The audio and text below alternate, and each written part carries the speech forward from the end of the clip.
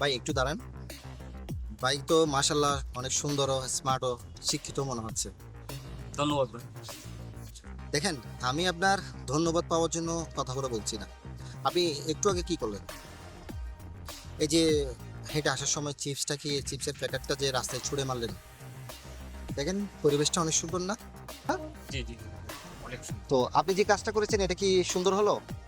রাস্তাটাও অনেক পরিষ্কার, অনেক সুন্দর, তাই না? আপনি কাজটা কি করলেন? আপনি যে এই চিপসের প্যাকেটটা রাস্তায় ফেলে পরিবেশটা নোংরা করলেন, এটা কি ভালো হলো?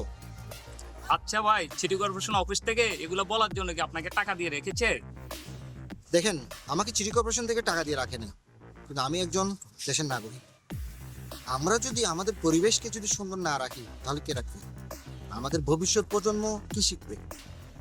দেখেন, একটু পরিবর্তন হন, পরিবেশটা একটু সুন্দর রাখার চেষ্টা করুন। চিপসের প্যাকেটটা নিয়ে নির্দিষ্ট স্থানে গিয়ে ফেলে আসুন। আপনাকে অসংখ্য ধন্যবাদ ভাই। আসলে আপনার মতো করে আমি চিন্তা করি নাই। আমাদের প্রত্যেকটা নাগরিক যদি এভাবে ভাবতো তাহলে আমাদের পরিবেশটা অনেক সুন্দর হতো। ঠিক আছে ভাই, আমি আমি চিপসের প্যাকেটটা নিয়ে নির্দিষ্ট স্থানে ফেলে দিচ্ছি। আপনাকে অসংখ্য ধন্যবাদ।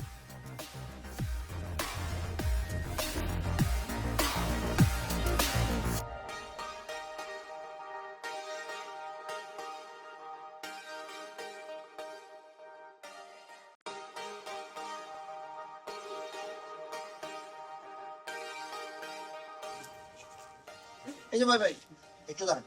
এই যে আপনি এখানে ময়লাটা ফেলছেন, উচিত হয়েছে বলেন? কেন ময়লা এখানে ফেলে কি সমস্যা? এই আপনাদের কারণে তো সব জায়গায় পানি উঠে যায়। ভাই দেখেন, আপনি ময়লা ফেলেছেন, আপনার মতো আরো 4-5 জন তো ময়লা ফেলে এখানে। তার কারণে কি হয়? নালাগুলো জ্যাম পড়ে যায়, খালগুলো জ্যাম পড়ে যায়। এরপর কি হয়? আপনাদের এলাকায় পানি ওঠে। তারপর আপনি কাকে গালাগালি করেন? সিটি কর্পোরেশনকে আর সরকারকে। কেন ভাই?